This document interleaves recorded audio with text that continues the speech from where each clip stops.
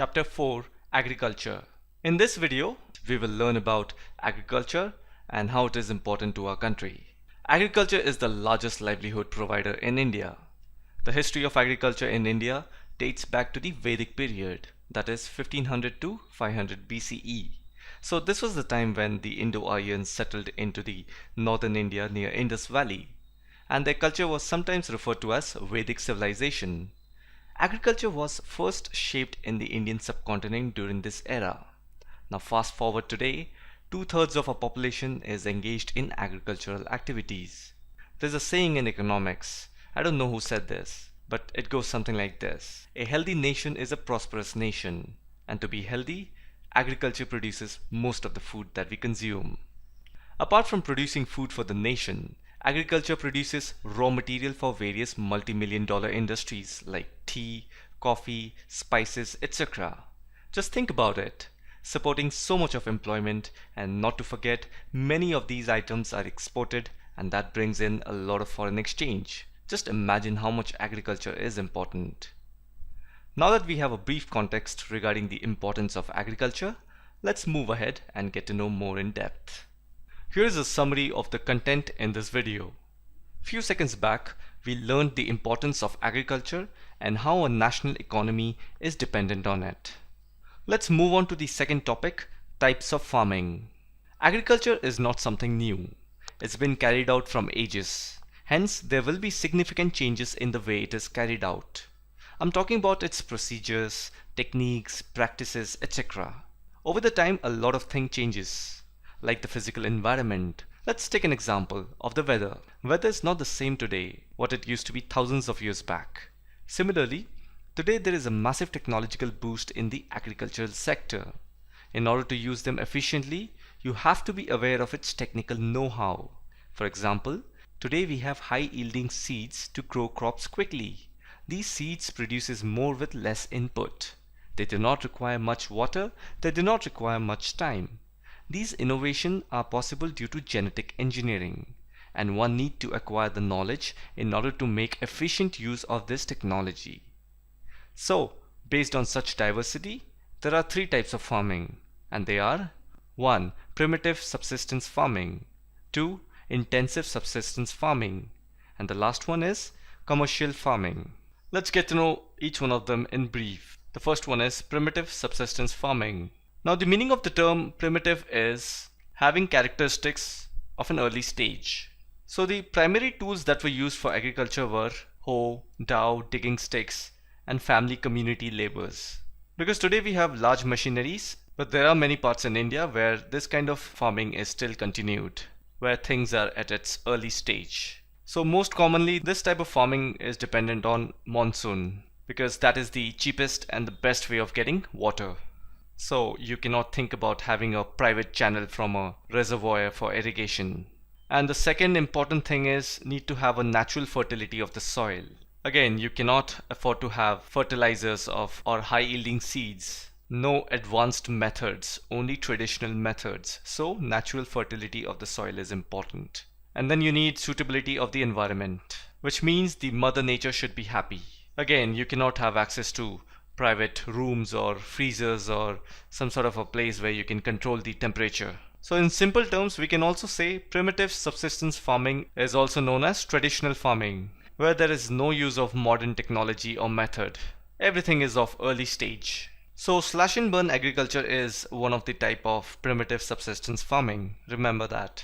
There's another word to it. It's called jhum cultivation. It's mainly practiced by the tribal people of the northeastern region. So what they do is they clear the land, they cut down all the natural vegetation, they make it a flat plain land, they grow their food crops, and once they have done with the growing part, naturally the soil fertility will decrease. Then what they do is they burn the natural vegetation so that all the burn ashes of the vegetation will again make the soil fertile, and in the meantime they move on to the next piece of land. This decreases the land productivity, and this type of agriculture is not recommended. So I hope you get the meaning of primitive subsistence farming. Let's move on to the second one, intensive subsistence farming. So the meaning of the word intensive means intense, serious, or full-fledged. So in this type of farming, you make use of all kinds of facility that is available. That is intensive labor, then high doses of biochemical inputs, and the focus is always towards the higher production. However, there is one problem with this kind of farming. There is always enormous pressure on the agricultural land. Because a farmer would have limited piece of land, and due to family, economical or financial pressure, he has to continue to grow more and more crops so that he can have maximum output from that limited piece of land. So just remember the word intense, you will get the meaning of this type of farming. And the last type of farming is commercial farming. So the meaning of the word commercial is something that is associated with business. So when a particular crop is associated with business, I mean if you earn some sort of a huge profit by growing a particular crop, then you will use all kinds of technology, you will put in ample of hard work, time, effort, money, labor, everything. And the reason is simple, the output is going to be profitable.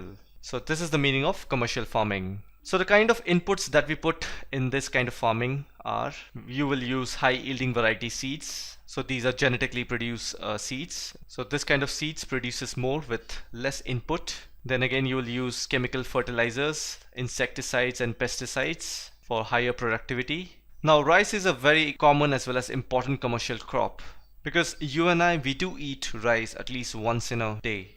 So you do realize the demand of this crop. So where there is huge demand, there has to be a supply, and supply is usually profitable, and that is the meaning of commercial farming. Just remember that. Now let's move on to the next topic, cropping pattern. India has a rich physical diversity, meaning physiographic divisions such as the mountains, plateau, deserts, islands. All of this are so diverse landforms, and together they all exist in the Indian subcontinent. And then we have plurality of cultures, that is, so many communities with different religion, linguistic, cultural, tribal values exist together. Now with all of this going on, you can see the reflection of diversity in the way crops are grown. And this is what is referred to as cropping pattern. In India, you can find fiber crops, cereal, vegetables, fruits, and spices. All of this are grown, but in a different season. And they have been nicely divided into three types. They are Rabi, Kharif, and Zaid. So let's read about each one of them in brief. The first one is Rabi crop. So this crop is sowed in the season of winter, that is from October to December, and harvested in summer, that is from April to June. So always remember, Rabi crop is a winter crop. The best way to remember is the letter I also exists in the word winter. So when you have Rabi, it's winter. Remember that. Now some of the important Rabi crops are wheat, barley, peas, gram. Now these crops are grown in the large part of India, especially places near north and northwestern parts, such as Punjab, Haryana, Himachal Pradesh, Jammu and Kashmir, Uttaranchal, and Uttar Pradesh. So remember, India has two types of monsoon, that is southwestern monsoon and then northeastern monsoon. So the second one, that is the northeastern monsoon, it occurs during the winter season. Therefore, this monsoon or this rainfall helps in the success of these crops.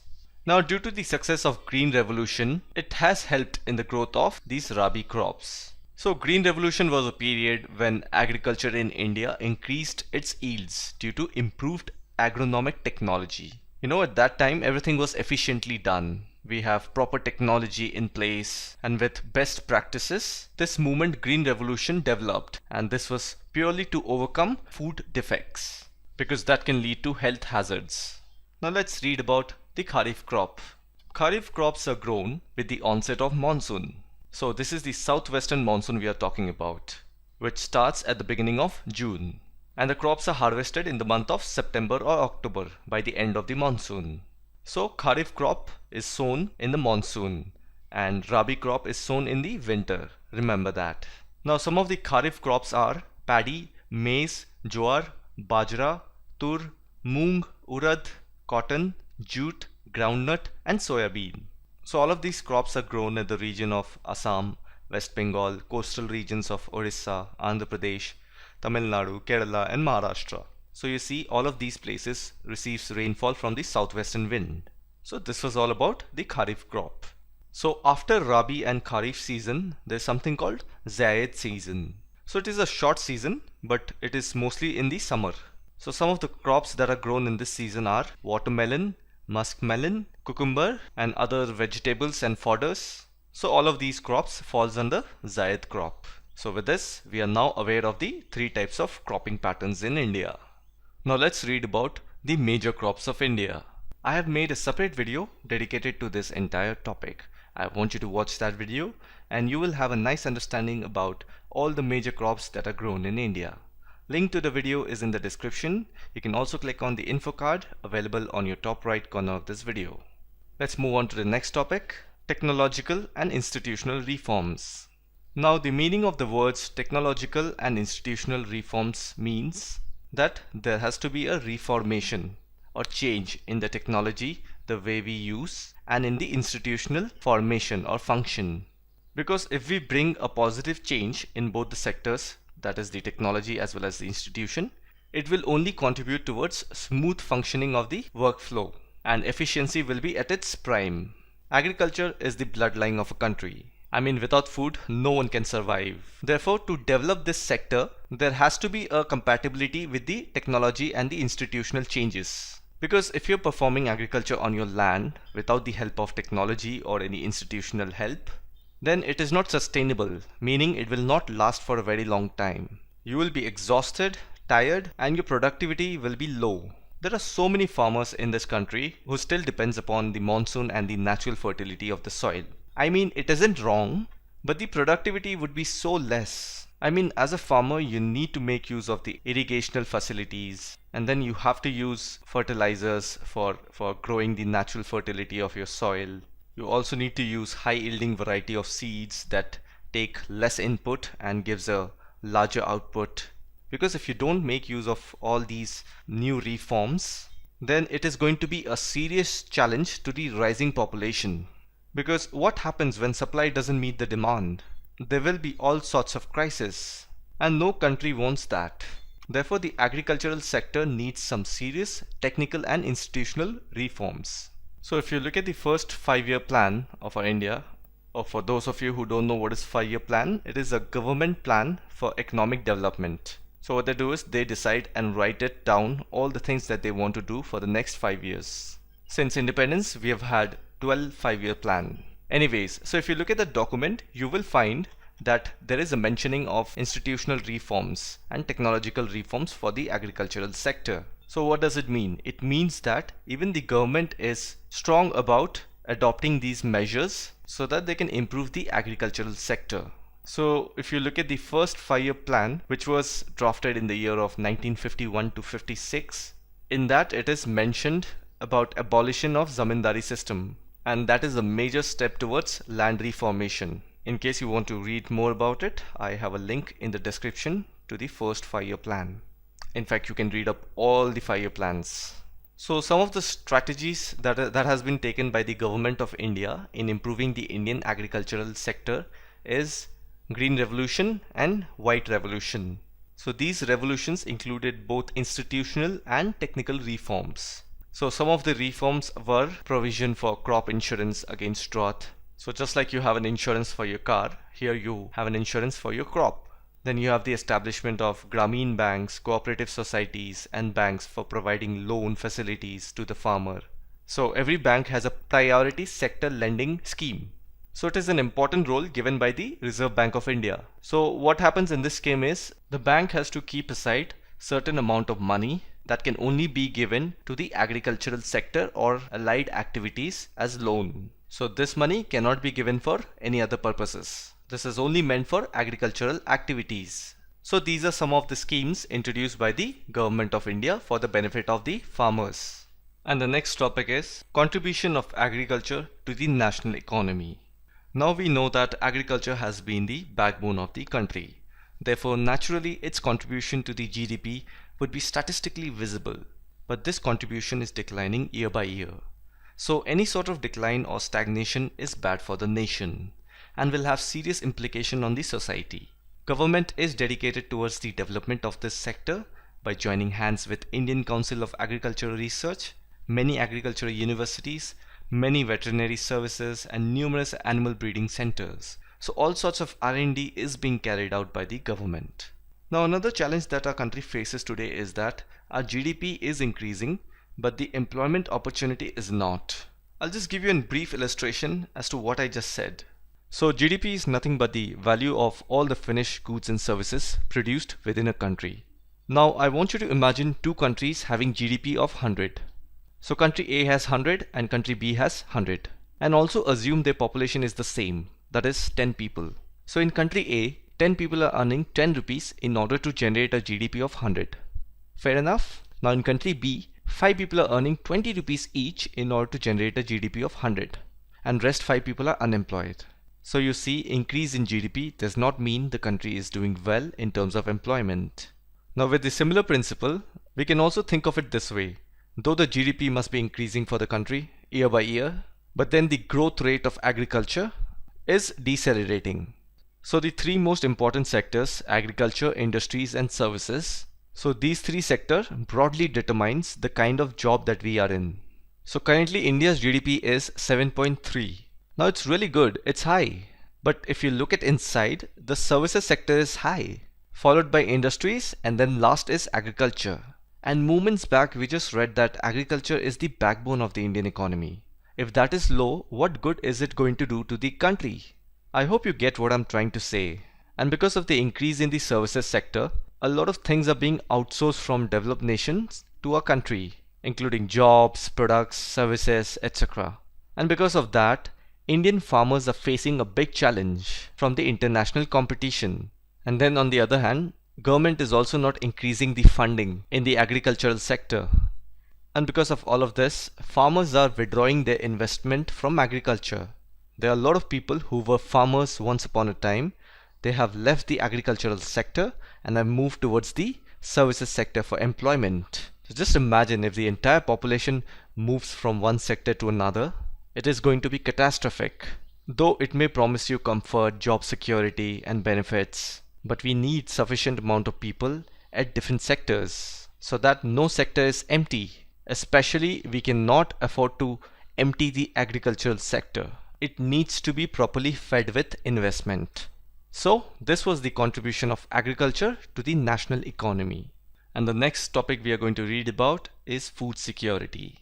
So the meaning of the term food security is having reliable access to a sufficient quantity of affordable, nutritious food. Usually the countries with higher incidence of poverty do not have food security because there are many geographical, political as well as economical reasons. Apart from all of this, there are places which are prone to natural disasters and they are so remote that it's very difficult to supply food over there. Even such kind of places exist in today's world. So in order to deal with this problem, the government has designed something called National Food Security System. And it has two components. One is buffer stock and another one is public distribution system. So the meaning of buffer stock is keeping a large quantity of food in a storage or a warehouse. And then public distribution system is nothing but the ration shop through which that stored food is supplied at a very lower price to the people who are below the poverty line. But then to maintain such a huge stock of food, the government has to first buy those food from the farmers. And for that, government has fixed a support price, wherein they will buy that grain in that particular price and then they will keep it in Food Corporation of India. Now, this is a national cause. Of course, the prices at which the government will buy from the farmer is going to be less. But then the government is going to complement the farmers by giving subsidies in providing seeds, fertilizers and all those sort of things to grow nice crops. So this is like balancing the equation. You are not benefiting at the cost of someone else's loss. And then these foods are then taken from Food Corporation of India to the public distribution systems, that is the ration shops, and distributed among the people.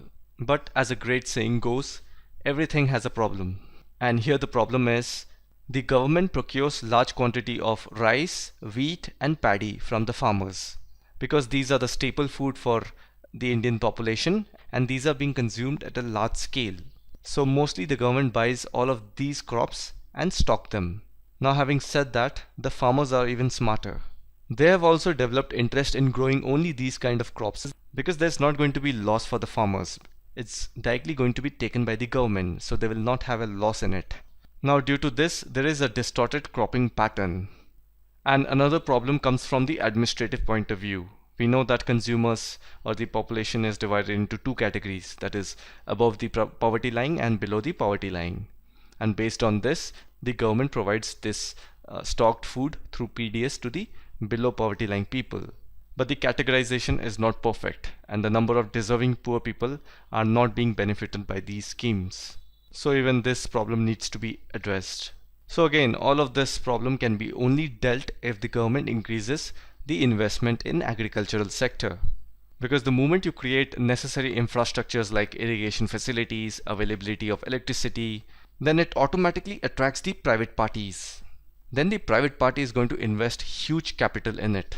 So capitalism does helps only if it is properly administered and monitored.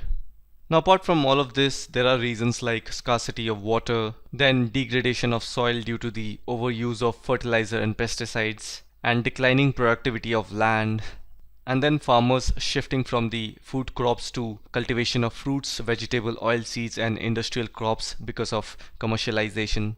So these are some of the problems that the government needs to address in order to improve the agricultural sector of a nation.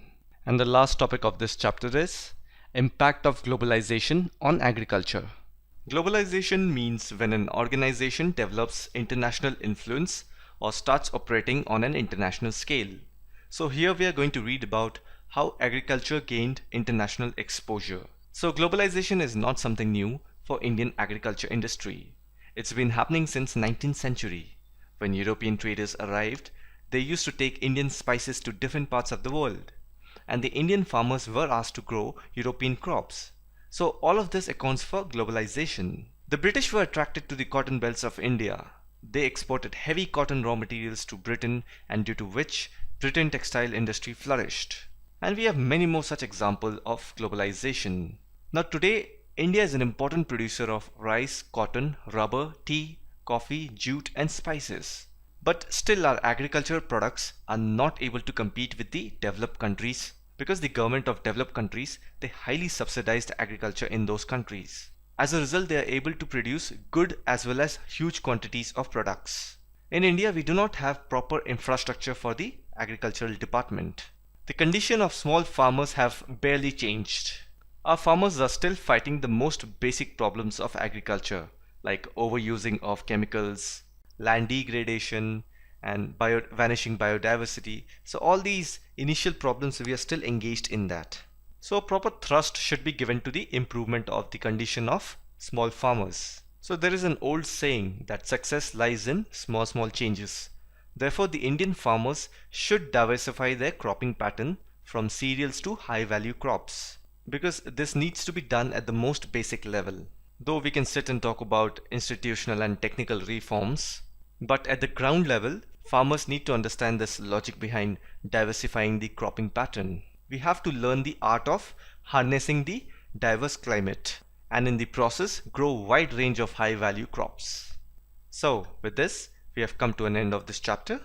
I hope you have found this video informative. If you enjoyed these videos and see a purpose behind watching them, please like the video and comment down below. Until then, catch you guys later and talk to you guys on the next one. Peace.